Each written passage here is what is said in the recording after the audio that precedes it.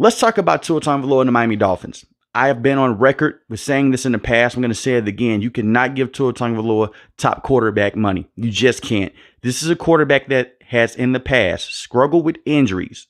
He struggled with some concussion issues a season ago. Now, this season, he was able to stay fully healthy. But Tua Tagovailoa is still not that franchise quarterback that the Miami Dolphins need with this team. I think that their head coach is a very good head coach. He's not an elite level head coach, in my opinion, but he can call up some good plays, and guys are getting open. The problem is Tua is very limited. Now, this is not a video of me saying that Tua Tagovailoa is a trash quarterback and he doesn't have a place in the NFL. He is definitely a starting caliber quarterback in the NFL. I compare this situation to the Los Angeles Rams a couple of years ago. They could not get over the hump with Jared Goff, but Jared Goff got the Rams to the Super Bowl. I don't see Tua Tagovailoa getting this team to a Super Bowl at all. I'm just going to be honest here. Tua Tagovailoa on this season had very good numbers. Now, Tua's numbers are very good, but they're a bit inflated. 29 passing touchdowns. That was tied for 5th in the NFL. 14 interceptions for 4,624 passing yards, and that was first in the NFL.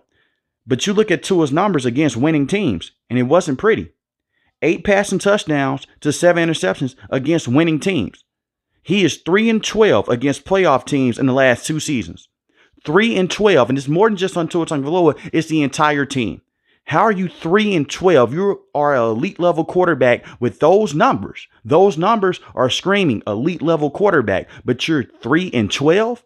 That's not good enough, in my opinion, when you go against some of the top teams in the NFL. Because in order to go to the final destination, to the Super Bowl, you have to beat teams with above 500 record. And that's another thing as well. Tua Tagovailoa numbers this season, 8 passing touchdowns to 7 interceptions against winning teams.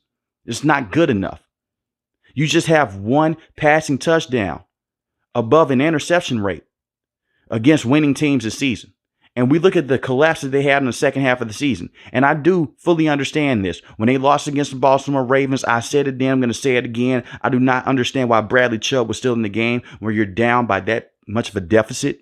It reminds me of the Derrick Rose situation in the NBA when players cannot come back in the game. Take out the starters, put in the bench players, because you're basically sacrificing your starters at that point. And that's what they did. Bradley Chubb tore his ACL, and Jalen Phillips was already out dealing with a torn Achilles that he suffered against the New York Jets, which made your defense be in a compromised situation against the Kansas City Chiefs. But the defense did a very good job. It was just Tua Tagovailoa and crew. And I understand they were in cold weather. They were not supposed to be in that situation if they were to go out and win their division.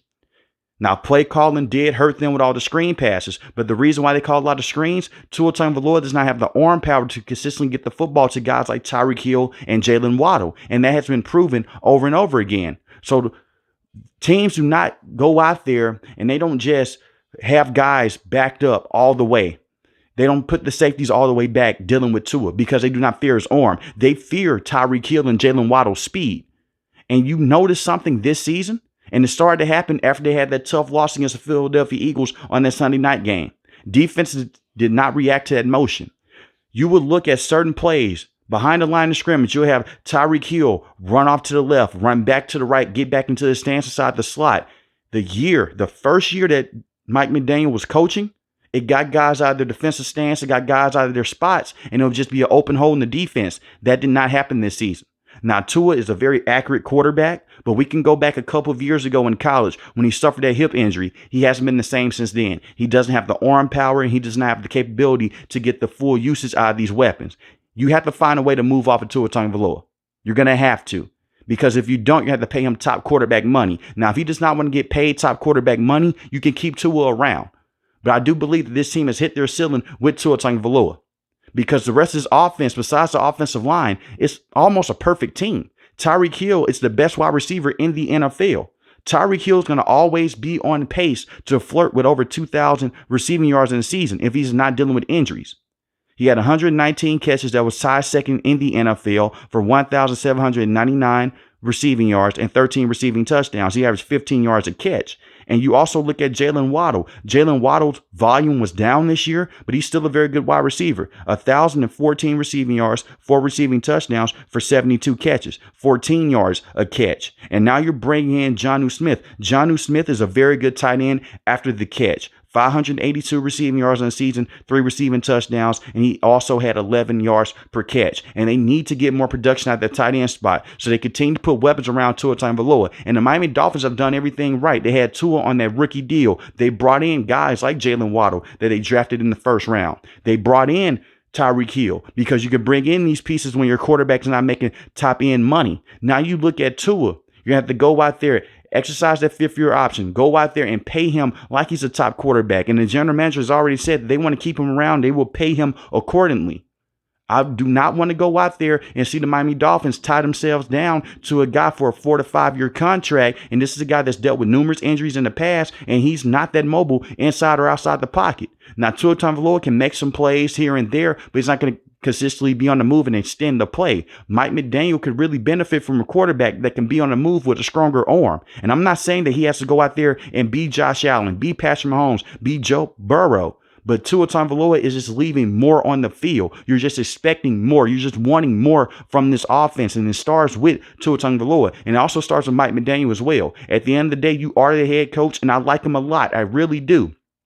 But you're going to have to find a way to go out there and just mask some of the weaknesses of Tua. This really reminds me of the situation of Sean McVay and Jared Goff. Jared Goff is not a bad quarterback at all, but they moved off of Jared Goff to go get Matt Stafford, a quarterback with a bigger arm, a quarterback that has more capabilities of getting those bigger plays. If the Miami Dolphins had a quarterback like a Justin Herbert, they'll be further along. And I do believe that they can make a deep playoff run with that type of quarterback. Now, this season was a bit interesting because their defense was banged up. I will give them that. Like I mentioned before, I'm blaming that on Coach McDaniel.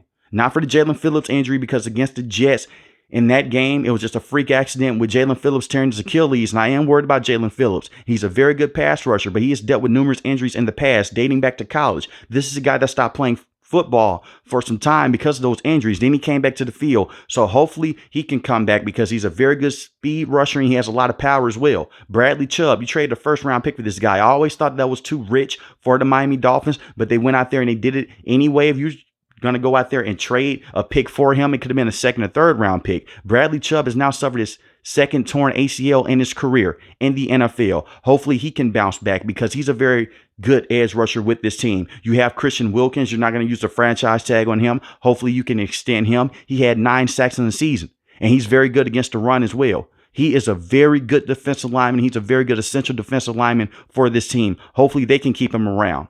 Xavier Howard would not be with this team for this upcoming season. They have released him, but you still have Jalen Ramsey, who you made a trade to go get over the previous offseason. He did miss some time, but when he came back on the field, he looked very good. Hopefully he can be a number 1 corner with this team. Their passing defense was just average in the NFL this season. And you're moving off of Vic Fangio as well. He will no longer be the defensive coordinator with this team. You're going into a different situation with Anthony Weaver. I believe that Coach Vic did a very good job. You just remember a year ago, the defense was not playing up to standard. It did not look good. You look at it this season, they were 10th in total defense and they were 7th in rushing defense. So they did a lot of good things. It was just a lot of the players were hurt, and it put them in a very compromised situation in the NFL playoffs. I am not saying that Tua Tagovailoa is the reason why this team fell off in the back half of the season. It's not all on him, but he does bear some blame because he's a starting quarterback and he has not been able to elevate those guys to the next level.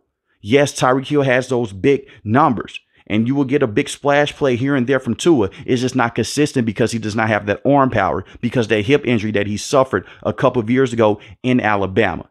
That's the reason why I'm blaming Tua right now. And being 3-12 against playoff teams in the last 2 years is just ridiculous. That's just an ugly statistic, and that's just factual. And it's not like they're losing by fluke plays.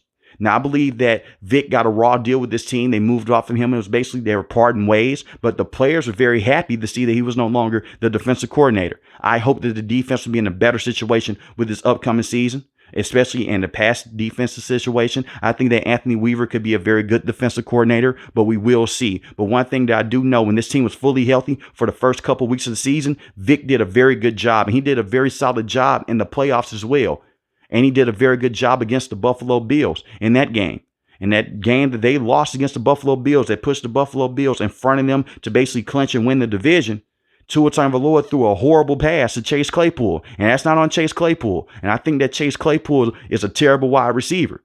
But when you're throwing to him in double coverage and you have someone else on the end cut that you didn't see because you stared down Chase Claypool, it's instances like that that make people come on here and hate on Tua Tagovailoa. And like I mentioned before, I think that Tua has a lot of good plays in him. He's a very good quarterback. I just do not believe that he can fit this system. This should be an air raid system with the Miami Dolphins. And you also have to go out there and re-sign your offensive lineman as well, or bring in some guards, because they need to power up the offensive line and pass protection. And run blocking, they were solid this season. Raheem Mostert looked very good this season. Raheem Mostert is a very slept-on running back in the NFL. Raheem Mostert had 1,012 rushing yards, 18 rushing touchdowns. That was first in the NFL. And Devon Achane, before he suffered that first knee injury, this kid was averaging over 10 yards a carry. That is ridiculous in the NFL. And he still put up video game type numbers. He averaged 8 yards a carry for 8 rushing touchdowns with 800 rushing yards. So they have weapons galore around Tua.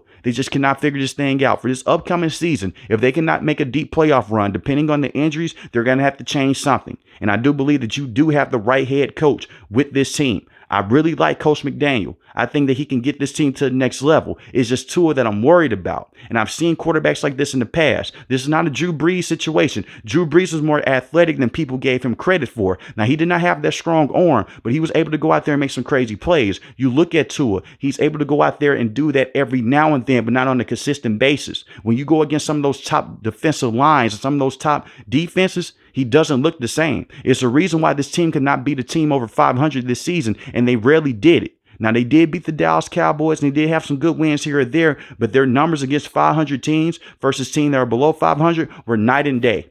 And we saw that with Tua Tagovailoa's numbers: 8 passing touchdowns to 7 interceptions against teams with a winning record. And it's just not good enough. It was a great victory against the Dallas Cowboys, but the Dallas Cowboys were flawed in their own right as well. I'm going to give them credit. They have a lot of good players on this team, and this team should be in contention to be out there to possibly win a Super Bowl each and every season. But when you're getting ragdolled by the Kansas City Chiefs like how you have in the playoffs, and I understand the weather, I understand all those conditions, your defensive players are out. You have to find a way to get them over the hump in that game. I'm talking about Tua, and I'm talking about the coach as well.